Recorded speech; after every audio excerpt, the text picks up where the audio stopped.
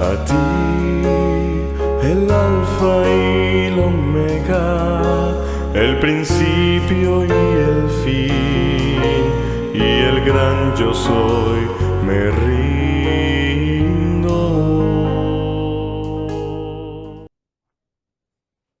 Bienvenidos al estudio de la Palabra de Dios.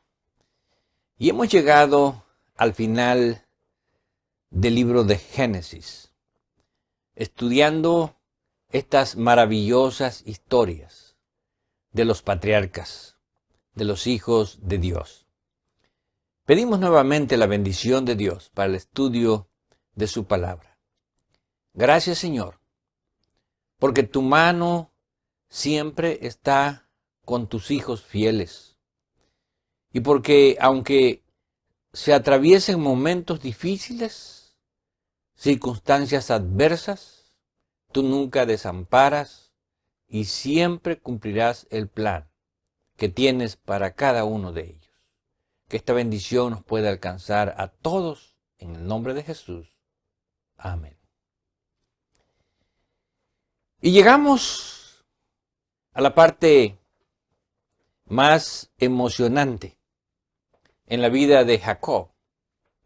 Y podemos decir que no solamente es emocionante por el hecho de que aquello que se parecía imposible se hiciese posible, sino también por el hecho de que ahora Dios estaba cumpliendo las promesas que Él había hecho a Abraham, a Jacob y a todos sus descendientes.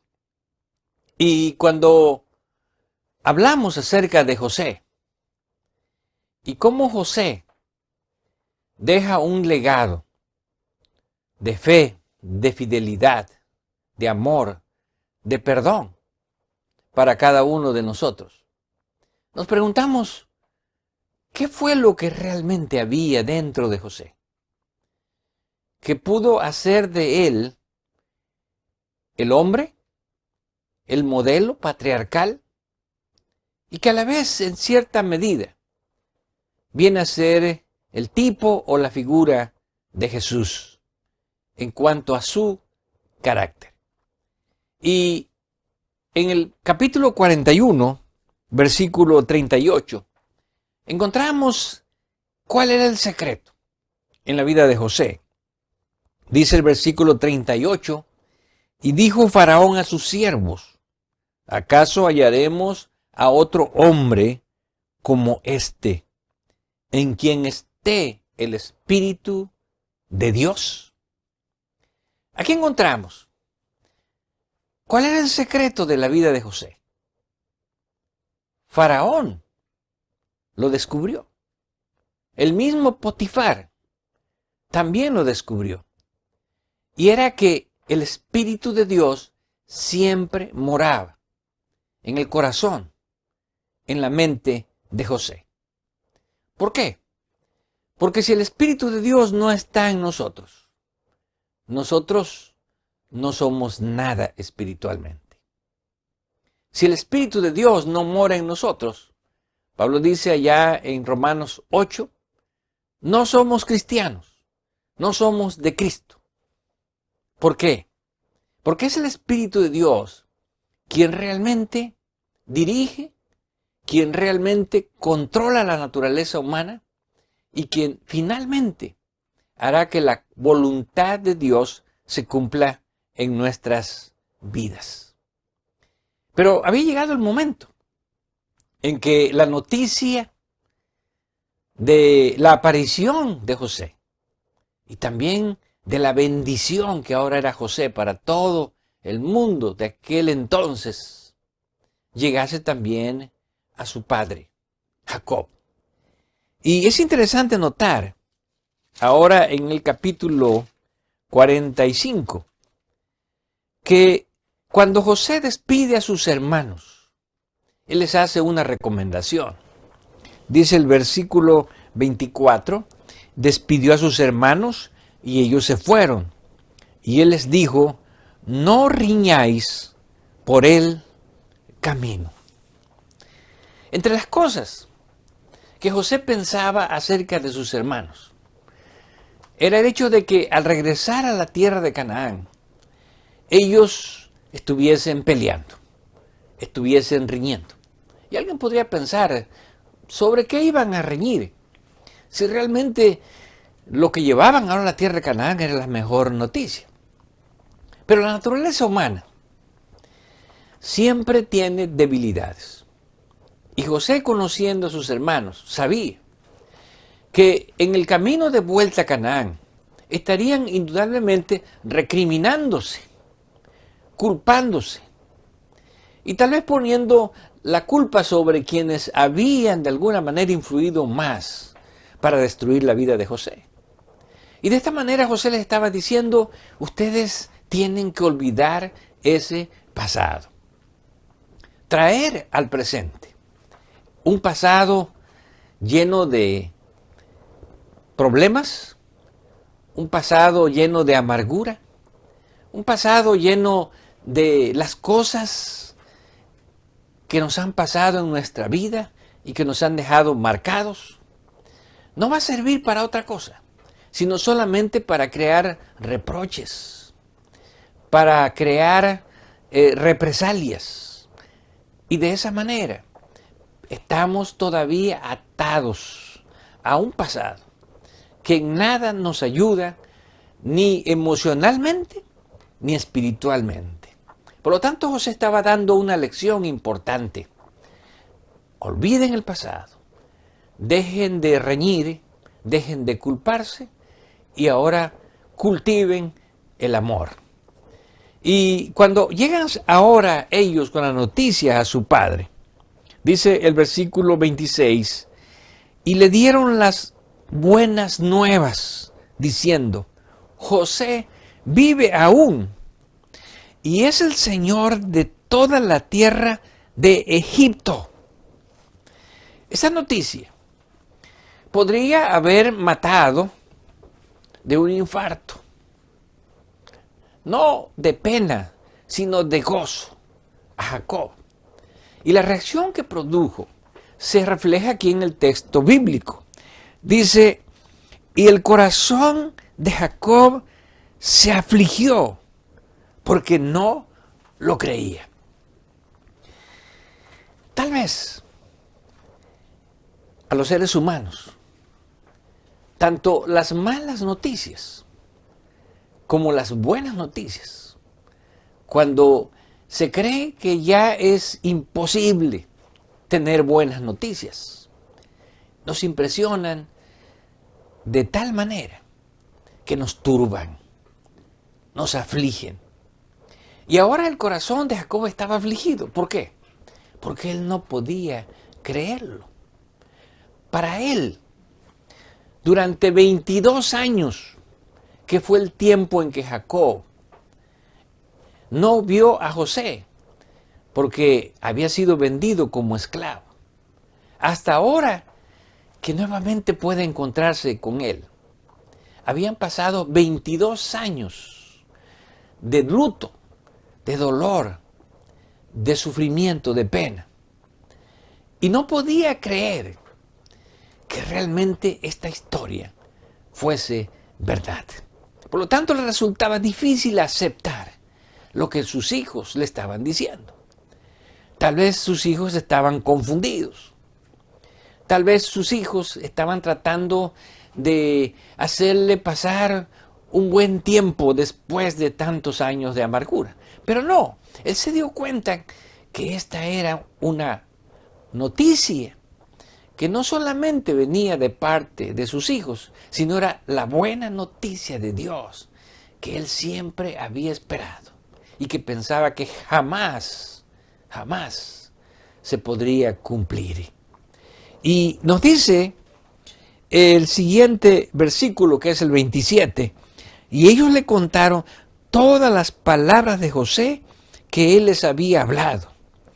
Y viendo Jacob los carros que José enviaba para llevarlo, su espíritu revivió.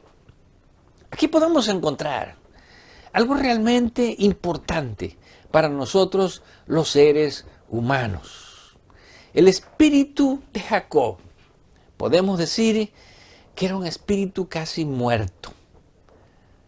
Emocionalmente Jacob había sido destrozado, destruido, con la noticia de que José había sido devorado por las fieras. Y por eso mismo había declarado, yo no voy a tener consuelo.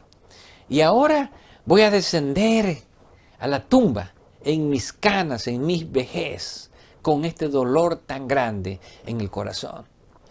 Pero Dios deseaba que los últimos días de Jacob fuesen días de gozo. Y aunque tuvo que esperar 22 años, y aquí encontramos algo interesante. ¿Por qué?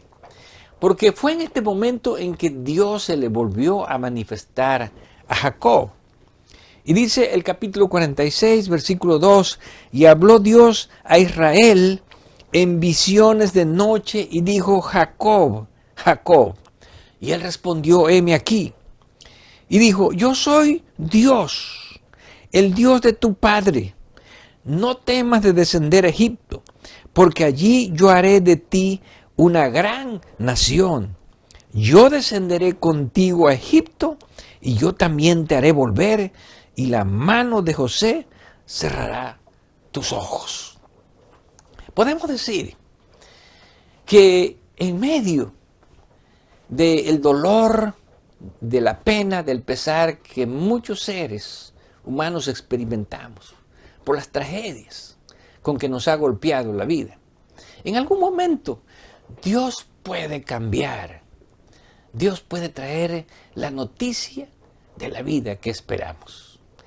Y ahora Dios se revela a Jacob. Y alguien podría decir, ¿y por qué Dios, durante esos 22 años de sufrimiento, no se reveló a Jacob para decirle, tu hijo José no está muerto, está en Egipto, es un esclavo? Indudablemente Dios no lo hizo. No porque no quisiese aliviar el corazón de Jacob, sino porque Dios deseaba que los planes que él tenía para con José no se obstruyeran. Si Jacob se hubiese enterado, tal vez él mismo hubiese ido a Egipto a buscar a José. Y de esa manera los planes de Dios no se habrían cumplido. Pero ahora vemos que aunque Dios a veces nos puede mostrar las cosas buenas que pueden ocurrir en nuestra vida, Dios se abstiene. ¿Por qué?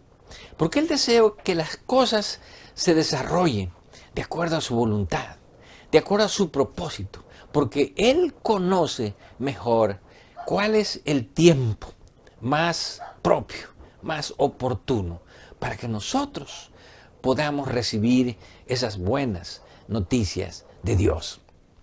Y ahora vemos que toda la familia de Jacob, podemos decir en el viaje más placentero, en el viaje más feliz de toda esta familia que estaba sufriendo a causa de los golpes de esos años de hambre en la tierra de Canaán, ahora vienen con un espíritu renovado, con una nueva visión, con un nuevo futuro, con un nuevo panorama delante de sus ojos.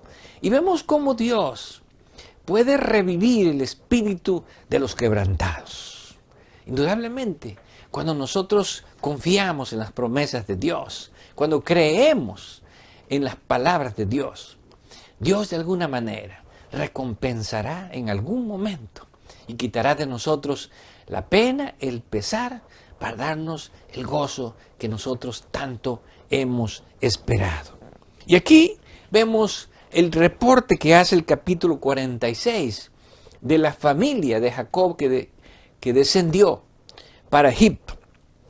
Y dice el versículo 26, todas las personas que vinieron con Jacob a Egipto, procedente de sus lomos, sin contar a las mujeres de los hijos de Jacob, otras palabras, lo que tenían su sangre, todas las personas fueron 66 personas.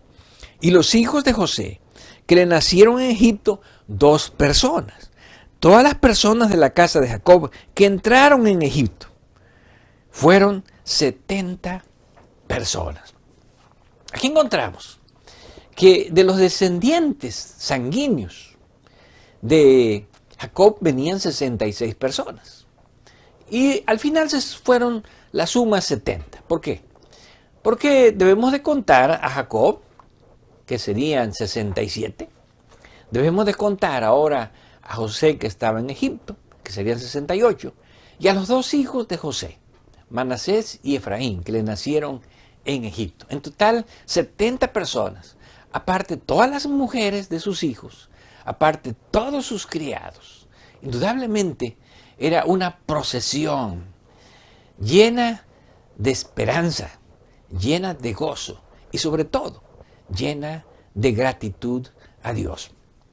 Y cuando llegan a la tierra de Egipto, encontramos que José ahora aconseja a sus hermanos. Indudablemente la vida de los hermanos de José era muy diferente a la vida de José, porque ellos, el único ambiente que hasta ahora habían conocido, eran las tierras, el ganado, el pastoreo. Pero José era un hombre sabio, no solamente en la sabiduría que Dios le había dado, sino sabio en la administración de todo el país de Egipto. Por lo tanto, José consideraba que aunque él era el menor, podía dar un buen consejo a sus hermanos para que les fuese bien en la tierra de Egipto, para que no fuesen solamente como dependientes de José, sino para que ellos mismos se desarrollaran ahora como mayordomos, que se desarrollaran ahora como personas que también podían poner sus aptitudes para el servicio de los hombres y también para el servicio de Dios. Y este es el consejo que le da José a sus hermanos. Y cuando Faraón os llamare y dijere, ¿cuál es vuestro oficio? Entonces diréis, hombres de ganadería, han sido tus siervos desde nuestra juventud hasta ahora, nosotros y nuestros padres, a fin de que moréis en la tierra de Gosén, porque para los egipcios es abominación todo pastor de ovejas. Aquí encontramos que José sabiamente le dijo a sus hermanos lo que deberían de decir cuando se presentaran delante del faraón. Y José lo hizo con dos propósitos. En primer lugar, él deseaba que sus hermanos fuesen felices en Egipto y que hiciesen lo que realmente les gustaba, que era pastorear las ovejas. Y en segundo lugar, que aprovecharan una situación, una circunstancia en cuanto a la comunidad egipcia que tenía que ver con el trato social. Y era que a los egipcios no les gustaba el pastoreo. Ellos aborrecían, como dice aquí, era abominación, todo pastor de ovejas. Y esto sirvió de ventaja. ¿Por qué? Porque de una manera importante, esto bloquearía la relación de los hijos de Israel, que eran hijos de Dios, con relación a el pueblo pagano de Egipto. Así que José no solamente les estaba dando un consejo para que pudieran tener una satisfacción en sus vidas desde el punto de vista del trabajo, sino también para protegerlo de la influencia del paganismo y de la idolatría que había en Egipto. Y vemos que el mismo faraón le dijo a José, quiero que tus hermanos también desarrollen sus capacidades que tienen. Y si encuentras que hay hombres capaces, por favor los nombra como mayorales de mi ganado, mayorales de mis tierras. De esta manera podemos ver cómo la bendición que José tuvo por tener el Espíritu de Dios en sus vidas se pudo transmitir no solamente al faraón, no solamente a la gente de Egipto, sino también a toda su familia. Como un hombre lleno del Espíritu de Dios llega a ser un río de bendiciones para muchos. Y eso es lo que Dios espera de cada uno de sus hijos. Y encontramos que entre los reportes que se dan del trabajo que José hizo en Egipto para el faraón, dice el versículo 20 del capítulo 47, entonces compró José toda la tierra de Egipto para faraón, pues los egipcios vendieron cada uno sus tierras, porque se agravó el hambre sobre ellos, y la tierra vino a ser de faraón. Aquí encontramos varios hechos interesantes.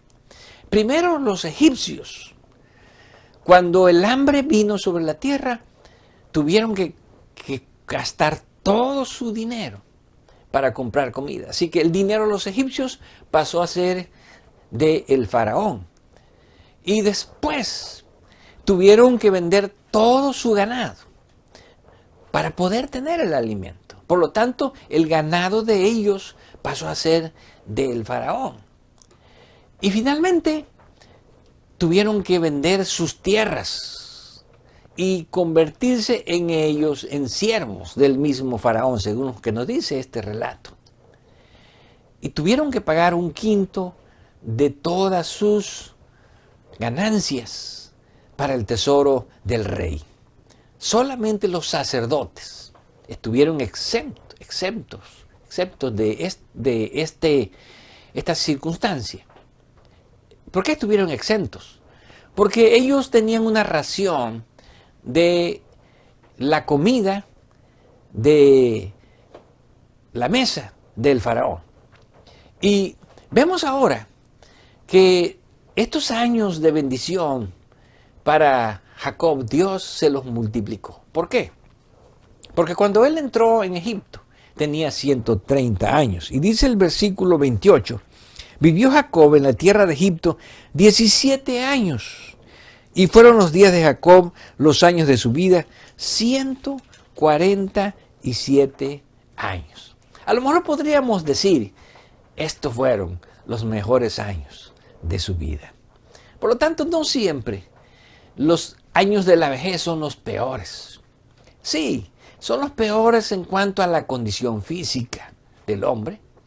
Son los peores en cuanto a la salud, tal vez al estado emocional, pero pueden ser los mejores cuando Dios nos da una bendición especial para esos años. Y podríamos decir, estos 17 últimos años de la vida de Jacob fueron finalmente los mejores de su vida. Y llegó el momento cuando Jacob enferma, se tiene que reunir a su pueblo, él sabe que va a descansar. Y entonces, antes de morir, él toma la mejor decisión: darle la mejor herencia a sus hijos. A veces creemos que la mejor herencia que recibimos los padres son las herencias materiales, pero no. Aquí Jacob no le estaba dando una herencia material, lo que le estaba dando ahora era una herencia espiritual, una bendición espiritual que no puede ser comprada con dinero, donde no hay ninguna cosa material que se pueda comparar. Y es lo que ahora Jacob le ofrece a sus hijos. Por lo tanto, si algún ser humano no ha podido conseguir bienes materiales para sus hijos en su vida en este mundo, pero les puede dejar lo más grandioso, que es la bendición espiritual, de que ellos puedan mantener la misma fe en Dios que él tuvo, podemos decir, esa es la más grande bendición. Y Jacob comienza bendiciendo a los dos hijos de José, a Manasés y a Efraín, que era el menor. Y algo interesante ocurre. En primer lugar, Jacob ahora le dice a José lo siguiente. Versículo 5 del capítulo 48. Ahora tus dos hijos, Efraín y Manasés, que te nacieron en la tierra de Egipto, antes que viniese a ti a la tierra de Egipto, míos son, como Rubén y Simeón serán míos. Ahora vemos que Jacob reclama a los dos hijos de José. No como sus nietos, sino como sus propios hijos. Y por esa razón, los hijos de José, Manasés y Efraín, se constituyen en dos tribus de Israel, de igual manera como los otros 10 hijos que él tuvo de sus propios lomos. Por lo tanto, por esa razón, cuando vemos las listas, tanto del Antiguo Testamento como en el Nuevo Testamento, encontramos que estas dos tribus de Efraín y de Manasés formaron parte de las 12 tribus de Israel, como si fueran hijos mismos de Jacob. Y cuando da la bendición, ahora Jacob, podemos decir que aplica su misma experiencia a los hijos de José. Y cuando él debería de poner su mano sobre Manasés, que era el hijo mayor, y su mano izquierda sobre Efraín, que era el menor, él invierte las manos. Y entonces pone la mano derecha sobre Efraín y la mano izquierda sobre Manasés, haciendo a Efraín el principal. Y José le dice, padre, así no es. Y él dice, no, así va a ser. ¿Por qué? Porque al final él piensa en su propia experiencia. Y esto nos lleva a la siguiente conclusión. No siempre los que parecen que van a recibir la mayor bendición entre los hijos son los que llevan la bendición especial. Por lo tanto, nadie debe de pensar que está en desventaja en cuanto a lo que los seres humanos creemos, porque la mejor ventaja proviene no de los hombres, sino proviene de Dios. Y esto mismo pasó entre la familia de Jacob. ¿Por qué? Porque el primogénito de Jacob, que era Rubén, finalmente no llegó a ser el primogénito de la familia. ¿Quién recibió ese derecho de la primogenitura? Y nosotros sabemos por qué razón. Y podríamos decir con justa razón. Pero también hay alguien más que se distingue entre ellos. Y vamos al libro primero de Crónicas, capítulo 5, donde nosotros encontramos un dato importante que provee la Escritura acerca de las posiciones que ocuparon los hijos de Jacob, finalmente entre la familia.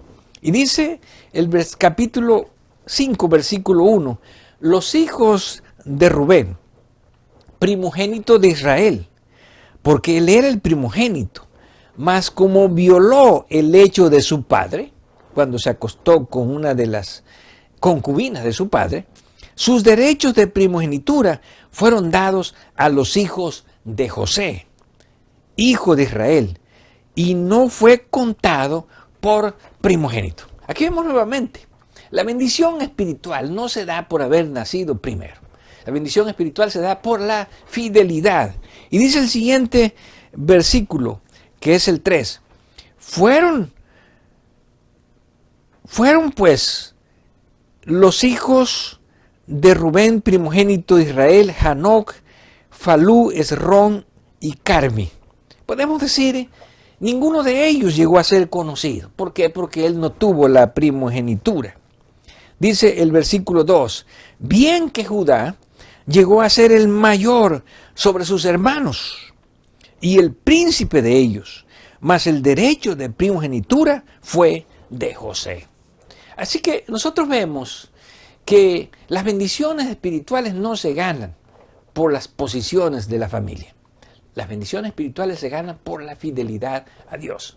Y vemos a otro personaje que aunque no llegó a ser el primogénito, porque el primogénito fue José, ahora llega a ser el mayor entre sus hermanos. Y aquí aparece Judá. ¿Por qué Judá? Bueno, porque finalmente vemos que en la experiencia de la vida de Judá hubo un cambio, una transformación.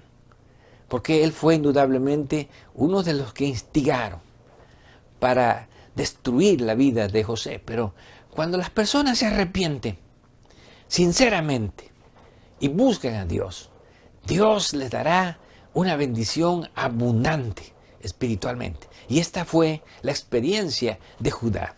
¿Y ahora por qué es el mayor?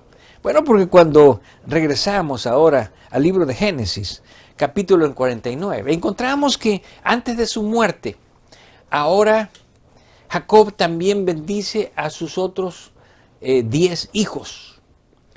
Y ahora le da una bendición a todas las tribus, incluyendo a José y a sus 2 hijos.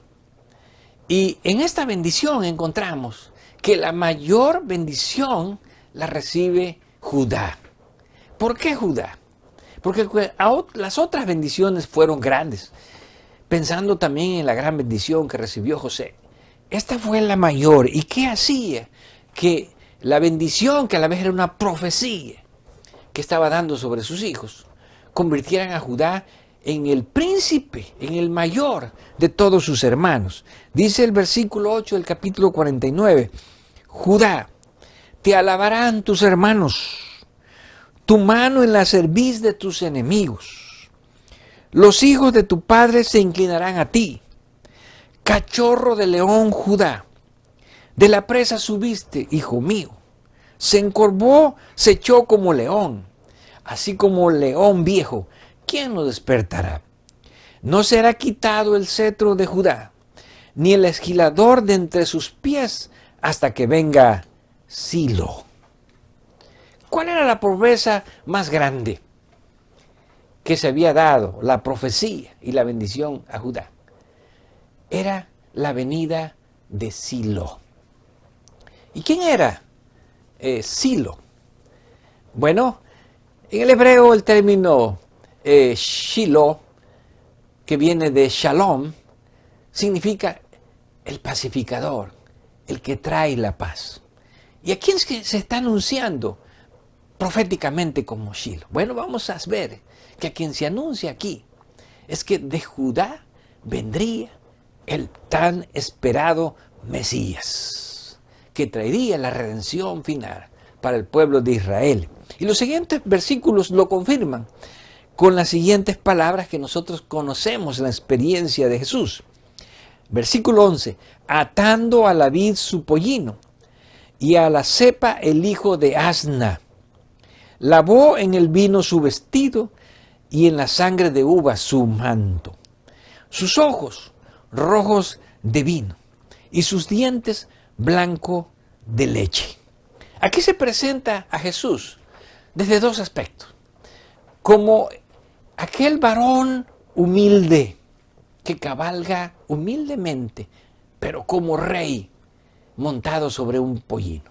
Pero también se presenta a Jesús como el juez, el que lava sus vestiduras en el vino, el que tiñe sus vestiduras en el vino, quien de acuerdo a Apocalipsis es el que trae el juicio final sobre la tierra. Por lo tanto, ¿qué mejor que tener esa bendición? Y fue la que Dios le dio a Judá, a causa de su verdadero arrepentimiento. De allí vendría el esperado Mesías, el deseado de todas las gentes. Y vemos que al final Jacob descansa. Y cuando Jacob descansa, nos dice el capítulo 50, versículo 15. Viendo los hermanos de José que su padre era muerto, dijeron, quizá nos aborrecerá José y nos dará el pago de todo el mal que le hicimos.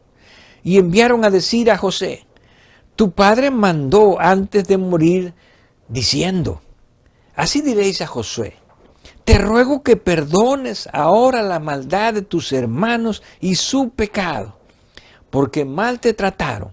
Por tanto, ahora te rogamos que perdones la maldad de los siervos del Dios de tu padre. Y José lloró mientras hablaba. Este podemos decir que es el segundo cuadro más conmovedor del encuentro de José con sus hermanos. ¿Por qué? Porque sus hermanos pensaron que después de haber hecho tanto mal, de haber agraviado la vida de José, de haber amargado su juventud, que todavía podría haber resentimiento en el corazón de José y probablemente deseo de venganza. Pero como ya vimos, José era un hombre que tenía el Espíritu de Dios. Y cuando el Espíritu de Dios está dentro de nosotros, todos esos sentimientos carnales que Pablo llama las obras de la carne, y entre los que se encuentran precisamente esto, el rencor, el resentimiento, el deseo de venganza. Ahora el Espíritu de Dios pone en lugar de estos sentimientos emocionales los que sustituyen, que son el amor, el perdón, la paz. José había sustituido todas esas tendencias que, aunque realmente era un humano y las sintió, y en algún momento tal vez su carne le pedía que vengara todo el mal que le habían hecho. José, que tenía el Espíritu de Dios, ahora tenía los frutos del Espíritu de Dios. Y por eso José lloró, porque él se entristeció de pensar que sus hermanos creyeran que todavía él tenía un deseo de venganza.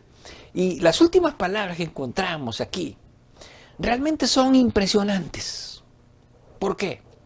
Porque la respuesta de José es una respuesta que debería de inspirar a cada hijo de Dios para seguir un ejemplo noble como fue el de José.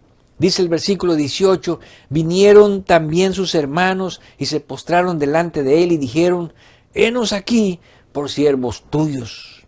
Y les respondió José, no temáis, ¿acaso estoy yo en lugar de Dios? Vosotros pensasteis mal contra mí, mas Dios lo encaminó a bien, para hacer lo que vemos hoy, para mantener en vida a mucho pueblo. Ahora pues, no tengáis miedo, yo sustentaré a vosotros y a vuestros hijos. Así los consoló y les habló al corazón. Qué hermoso cuando alguien nos llega, nos toca el corazón. Y con estas palabras, José no podía hacer otra cosa que tocar el corazón de sus hermanos. ¿Por qué? Porque la primera declaración de José, ¿soy acaso yo Dios? ¿Acaso me puedo poner en el lugar de Dios cuando Dios dice, mía es la venganza? No podemos nosotros actuar y tratar de ejecutar lo que solamente Dios puede hacer. No podemos ponernos en el lugar de Dios para vengar, para poder sentir que nuestros resentimientos, que nuestro odio, que nuestro deseo de venganza finalmente satisfaga nuestro corazón, porque eso nunca satisface el corazón de los hombres. Lo que más satisface es cuando el Espíritu de Dios siembra en nosotros el amor, el perdón y la misericordia. Y vemos que también José muere en Egipto. Dice el versículo 26, que es el último del libro de Génesis, murió José a la edad de 110 años y lo embalsamaron y fue puesto en un ataúd en Egipto. Tanto Jacob fue embalsamado como José fue embalsamado. Por lo tanto, vemos que el embalsamiento, que era una forma de preservar a los muertos en Egipto, ya desde esos tiempos, ya los faraones y los hombres importantes eran preservados para que después se convirtiesen en lo que ahora conocemos como las momias de Egipto. Pero interesantemente, encontramos que tanto Jacob hizo juramentar a José de que él no se quedaría en Egipto. ¿Por qué? Porque Egipto no era la tierra prometida. Y por eso José lo llevó hasta la tierra de Canaán y lo enterró allí en el mismo lugar donde estaban enterrados los patriarcas. Y ahora José le pide también a sus hermanos que lo pongan en un ataúd especial, no en una pirámide, no en una tumba de los faraones de Egipto, sino en un lugar especial. ¿Por qué razón? Porque Él también quería que su cuerpo quedase en la tierra prometida. Y por eso cuando venimos al libro de Éxodo y vamos al capítulo 13, en el versículo 19 encontramos un hermoso registro que dice: tomó también consigo Moisés los huesos de José, el cual había juramentado a los hijos de Israel diciendo: Dios ciertamente os visitará y haréis subir mis huesos de aquí con vosotros. ¡Qué hermoso! Cuando los seres humanos sabemos que este mundo no es nuestro destino final, que hay un destino mejor para los hijos de Dios y que es la tierra prometida. Por lo tanto, a través de las palabras de Jacob y después de José, ellos querían formar parte de los hombres fieles que esperarían el cumplimiento final de las promesas de Dios en la tierra de la promesa, que era la tierra de Canaán. Nosotros ahora no pedimos ser sepultados ni embalsamados para ser llevados a la tierra de Canaán, pero nosotros sí pedimos que nuestras tumbas queden reservadas para entrar en la mejor Canaán, que es la Canaán celestial, y que esta promesa que Dios tiene para nosotros de darnos un lugar mejor, de reposo, de gozo y de eternidad, lo podamos mantener mientras vivamos en este mundo y podamos ser fieles a las promesas de Dios y podamos cultivar en nuestras vidas los frutos del Espíritu. Que el amor, que la paz, que el perdón y que la benevolencia que vienen del Espíritu de Dios sea la mayor bendición en nuestra vida y también para todos aquellos que nos rodean. A ti, el Alfa y el Omega, el principio y el fin, y el gran yo soy, me río.